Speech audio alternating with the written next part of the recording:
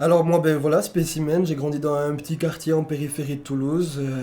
Moi à la maison c'était du jazz et du rock. En bas de chez moi c'était du IAM, du Funky Family. Du coup j'ai grandi dans ces deux univers-là.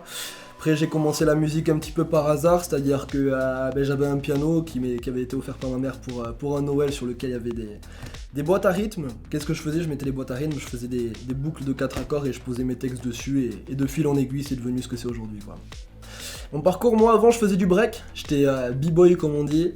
Je breakais tous les jours en bas de chez moi et tous les jeudis au collège, là où j'ai fait la rencontre de Yellow avec qui je formais un duo avant. C'est comme ça que j'ai fait mes premières scènes, mes premiers enregistrements. Puis après j'ai fait la rencontre de Karim qui est aujourd'hui mon manager et je suis produit par le Centre des Arts Urbains avec qui j'ai sorti mon premier album, Corps Maigre, le deuxième qui arrive et le troisième, quatrième et je sais pas encore combien, on verra.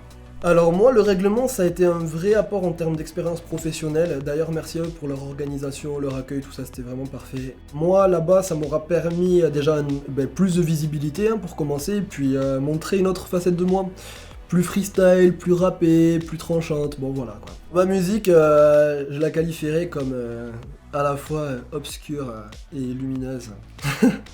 C'est-à-dire qu'en fait tout est axé sur le paradoxe, moi sur les contrastes, bon voilà. Moi je m'inspire beaucoup d'artistes comme Janis Joplin, Chris Isaak, en termes de rap Funky Family qui m'aura accompagné pendant toute mon adolescence et aujourd'hui davantage Gizmo. Alors moi la plupart du temps quand j'écris je suis tout seul, la nuit est inspirante quand on rentre de soirée et qu'est-ce que je fais pour écrire? Je m'adapte sur le rythme de mes pas.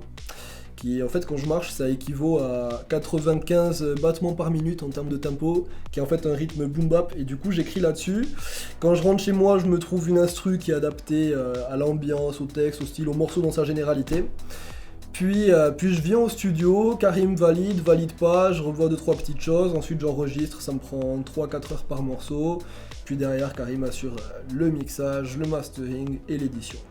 Mon but à long terme c'est faire ce que j'aime, aimer ce que je fais à long terme et avoir une carrière belle et longue à l'image de celle de Soprano par exemple qui a une carrière que j'admire énormément. Mon prochain album, il est super, vraiment il est super, je vous jure il est super.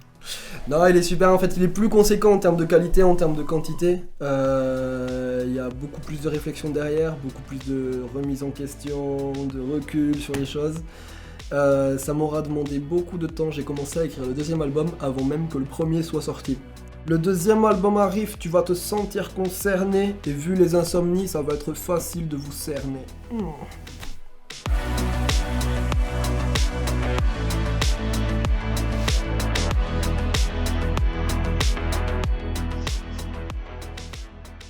Si tu veux, je te fais un super pas de danse.